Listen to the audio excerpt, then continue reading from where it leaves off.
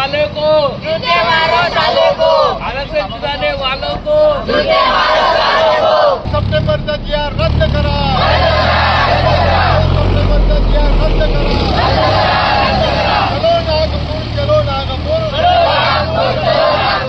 सप्टेंबरचा G.R.. रद्द करा.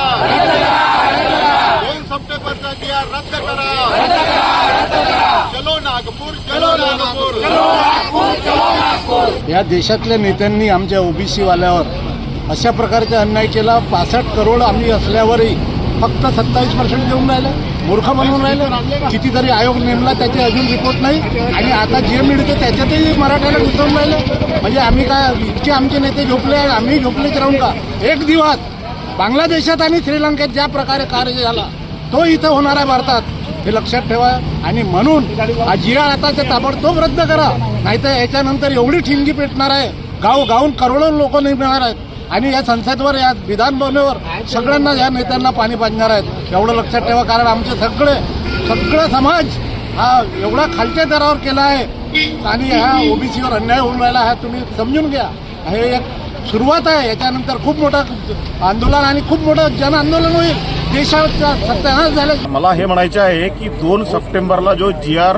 शासनाने काढला, मुख्यमंत्र्यांनी काढला, त्याला आधार घेतला आणि हैदराबाद गॅजेटचा संदर्भ घेता आणि फक्त जर तुम्ही मराठा जातीचा विचार करत असाल तर अख्ख्या महाराष्ट्रामध्ये मराठ्याच्या व्यतिरिक्त इतरही बहुजन जातीचा उल्लेख त्या हैदराबाद गॅजेटमध्ये आहे. आणि त्या हैदराबाद गॅजेटमध्ये मग परीट समाज आहे, नाभिक समाज आहे, धनगर समाज आहे आणि इतरत्र बहुजन समाजाचा उल्लेख सुद्धा एससी आणि एसटी मध्ये तत्कालीन आहे. मग त्याचा विचार केव्हा करणार? आणि जर निव्वळ या क्षत्रिय मराठ्यांचा तुम्ही हैदराबाद गॅजेटचा संदर्भ घेऊन जर ओबीसी मध्ये समर्पण करत असाल तर आम्ही त्याचा निषेध करतो. आम्ही कधीही सहन करणार नाही. आणि यासाठी मी शासनाला एक वॉर्निंग देऊ इच्छितो, माझ्या या शब्दातून चॅलेंज करू इच्छितो की आम्ही आमच्या दमादम असतपर्यंत या क्षत्रियांना ओबीसी मध्ये समाविष्ट होऊ शकणार नाही.